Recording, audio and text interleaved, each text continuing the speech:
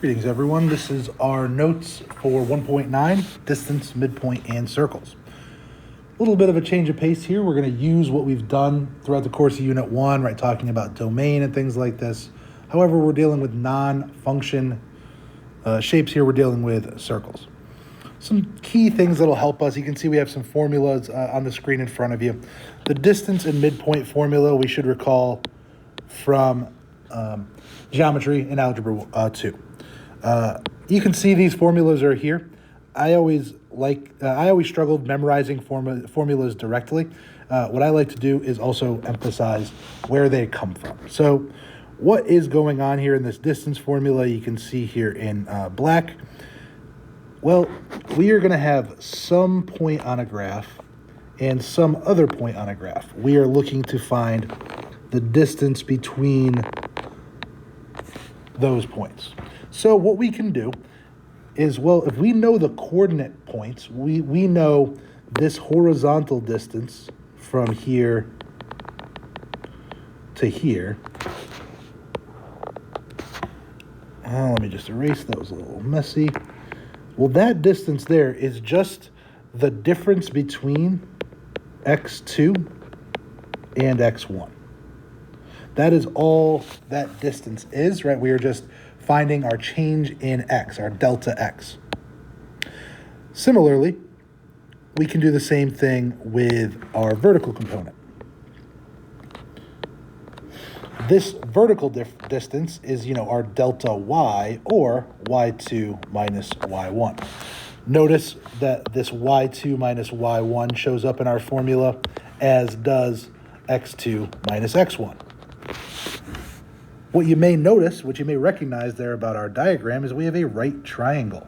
If I know two sides of a right triangle, I know the third side through the Pythagorean theorem. So the distance formula, right, if we're trying to find this distance, that's really our hypotenuse. So we simply take the sum of the squares of the two shorter sides and take the square root of that result. Our distance formula really is identical to the Pythagorean theorem.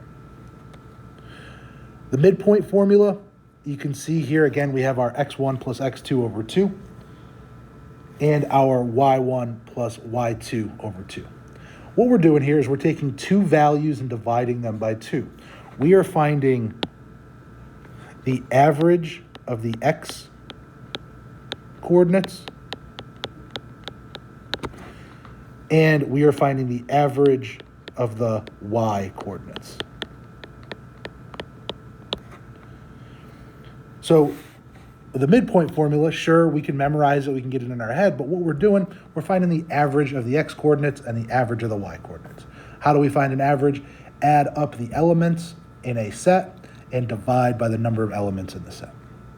A couple more here, we'll talk a little bit less about these now. Standard form of a circle. This is the form we prefer. Right, standard form of a circle. It tells us a lot of information. It tells us, for example, our center. It is the point HK. Sorry, I made a small mistake in my formula there. Let me erase this. I apologize, that should not read 1, that should actually read R squared. What is R? As you might think in a circle, R is our radius. So we like this form, right? You can see because it tells us a lot of information. The other form, the general form, doesn't tell us quite as much. Most often what we're going to do is if we're given general form, we want to convert it to standard form. We'll see an example of that as we go. So I think, as usual, practice is key here. So at the bottom of this first page, there are 4 examples, all involving writing the equation of a circle in standard form. We may need to use the distance formula, we may need to use the midpoint formula at times, but I want you to give a genuine try here and see what you can do on these 4 problems. I'm going to pause, and when we come back, I'll kind of explain my work on these 4. All right, let's take a look. Here's example 1. They tell us the center and the radius. And if I know anything about standard form, that's all I need. So be careful when you plug in that -2, it'll flip signs inside the equation. Similarly, that +3 will become a -3 inside the parentheses. Remember, we always want to square our radius, so that 5 becomes a 25. Let's move on to number 2. I think part of this is pretty straightforward, right? They tell us about the center of our circle, so we can plug those values in. What we don't have yet is a radius, and I figured out to be 3, but how did I do that? Well, if a circle is tangent to the x-axis, that means we have a circle has an endpoint on the x-axis and a center at the point for -3. Ooh, wrong direction. For -3.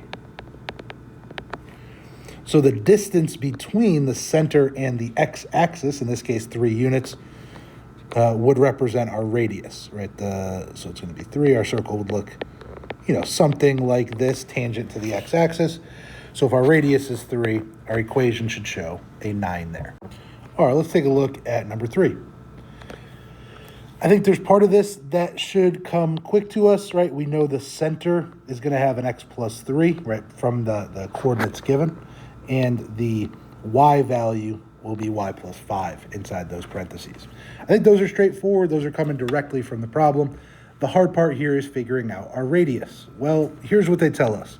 They tell us that we know the center and a point that is on the circle, this point 5, 3. Well, if we know the center and a point on the edge, if we know that distance, we really know the radius. So I use my distance formula down here. I'm using my distance formula to find my radius. And just be careful once we get to the end. Certainly, we should be in the habit of simplifying our square roots. However, we are going to square that radius amount, so that's why we see it just the plain 128 in the final answer. Moving along to number 4, here's the information we have. We have the endpoints of the diameter. So we really first need to start by finding the midpoint of those 2 points. Because if we are able to find the midpoint, that is the exact same thing as the center of the circle. So we take our x values and average them, 1 and -8, and our y values and average them, -6 and -4. We find our center, the center of our circle, to be -7/2, 5. What I did to find the radius was I found the distance between these 2 points. All right, so the distance between the diameter points were, from x to x, right, our delta x was 9. What do I mean by that? Well, from 1 to -8, there's 9 units. And from -6 to -4, there are 2 units. That's where I'm getting my distance from. This distance here is the diameter of the circle. So when we write our formula with a radius, we must divide that quantity by a half. Divide by 2. Cut that quantity in half. So our final answer, our final form of this equation is here inside the box. The x plus 7/2 quantity squared plus y plus 5 quantity squared equals 85/4. That root 85 was our diameter. We cut it in half and then squared both the numerator and the denominator. So hopefully those went pretty well for you. We're going to keep moving along to the second half of our notes. We'll go nice and fresh here. So we are going to graph a circle when we are given an equation in general form. We don't really like general form. We want to convert it to standard form right away. As you can see in our notes, we'll have to complete the square on both x and y to graph the circle. So I like to recommend grouping our variables together. So all my x's in one place, right? X squared plus 4x. And then I leave a little blank here. I'll explain in a moment. I add to that y squared minus 5y. And again, I'm going to just include a little blank there. Set the whole equation equal to 1. Why is it equal to 1? This 1 here just moved to the other side. Now we are going to complete the square. For those who don't remember, we take our linear term, our b value if it were quadratic, divide it in half and square it. So 4 divided in half is 2, squared is 4. So when we complete the square, we are adding 4 to both sides of our equation. We also will be adding something to our y values. Well, what I'm going to do is take negative 5, divide it in half, and square it. So what I'll be left with is the quantity 5 over 2 squared. I'm going to simplify that and make sure we also add 25/4 to the other side of the equation. So we haven't really done anything illegal yet. It seems strange when we complete the square, but these numbers are being introduced by us. So if they show up on one side of the equation, they must show up on the other. Why do we do this? Well, now I can factor these three terms together. I can rewrite this as x plus 2 quantity squared. I can write my y values as y minus 5 over 2 quantity squared. And then I can rewrite the right side of my equation as a single number. So I have 25/4, and 4 is another 16/4, so that's 41/4. And then another 1 is another 4/4, so that's 45/4. What we've done by completing the square is we've rewritten this function in a way that's a lot more useful for us. This circle will have a center at -2 and 5/2, and it will have a radius of the square root of 45 over 4, which is the same as 3 root 5 over 2. So we're going to go ahead and graph this on the grid. We want to highlight some key values here. Okay, we want to make sure we get our center of our circle. That is at the point -2. And so we're counting 1, 2 to the left, and then 2.5 vertically. Now, I'm not sure about you guys, but I struggle a little bit figuring out how far of a distance 3 root 5 over 2 is. Maybe it makes sense if we keep it in this form, because we can approximate root 45 a little bit better than 3 root 5. Root 45 is a little bit less than 7. Let's call this approximately 6.8. We're just approximating divided by 2, which when we simplify it, our radius is approximately 3.4 units. So I'm going to count those 3.4 units in kind of the cardinal directions. 1, 2, 3. A little bit more. 1, 2, 3.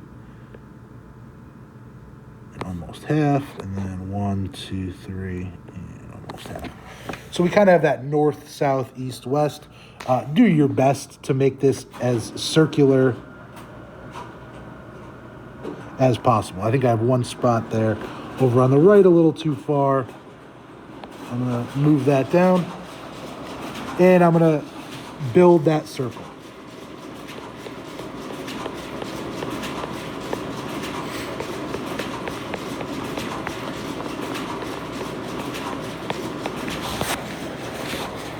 So that's what our circle will look like.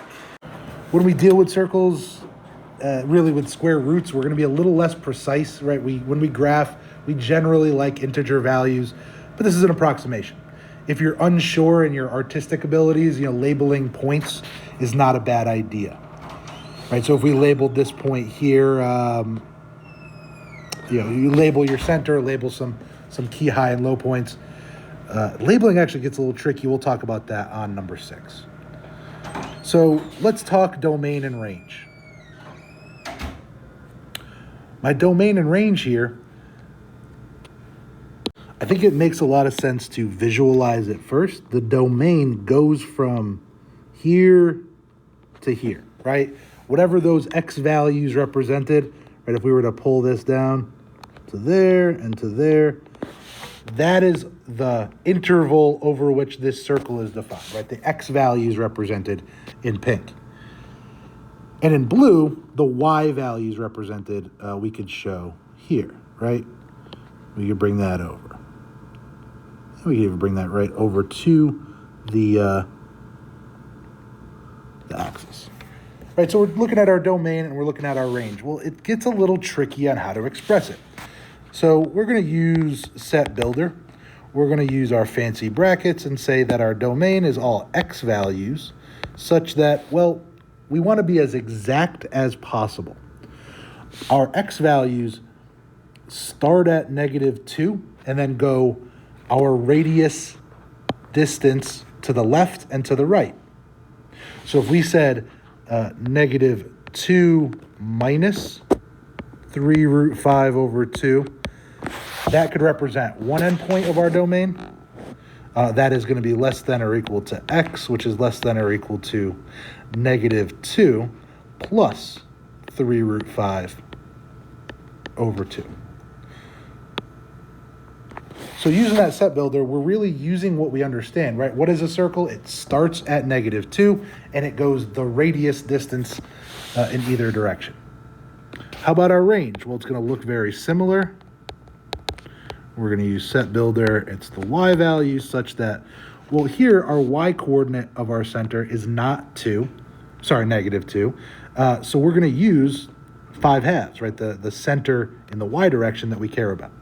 So 5/2 minus 3 root 5 over 2 is less than or equal to Y, which is less than or equal to 5/2 plus 3 root 5 over 2. So our domain and range is a little trickier to describe, but I think we can see from our work in our graph where those numbers are coming from. Last problem in the notes here, we have an endpoint with a midpoint, and we're looking for another endpoint. So, as usual, however you like to work, it's up to you. I recommend pausing here. I'm going to pause this and work through this problem and then explain it. You can check your work against mine. All right, let's finish these notes up. So in this last problem, we are given an endpoint and a midpoint of a line segment. So we need to use that information to find the other endpoint. Well, what formula are we going to use? Midpoints involve points from either end. So we're really just going to kind of modify those formulas. For the X midpoint, I have that midpoint formula. What we don't know is actually one of the endpoints, right? So rather than our unknown being our actual midpoint, we know that we can plug in 3. Instead, what we need to leave as unknown is one of our endpoints and solve this little equation for it. Right, I double both sides and add 5. That's where I'm getting 11. Same process to find the Y coordinate of the midpoint, the endpoint. We know the midpoint is 2. We plug in the other endpoint that we know 7, solve our equation for -3. That should be Y2, not Y squared. And we are done. Thanks, everybody.